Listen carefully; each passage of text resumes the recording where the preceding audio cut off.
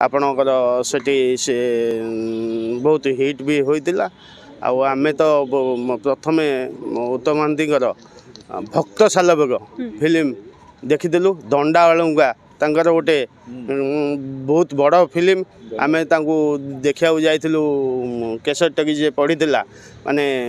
सेतबेले ticket बहुत कष्ट आणिके हाथ गोड़ खंडिया करिकी टिकेट आणिकी देखीलु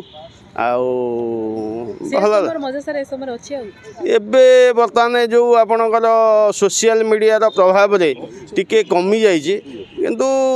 लोक जो गुड़ाक भल फिल्म आसुँच जो गुड़ाक लोक मन छुँच हृदय छुँच समस्ते देखुं ता विषय आलोचना कर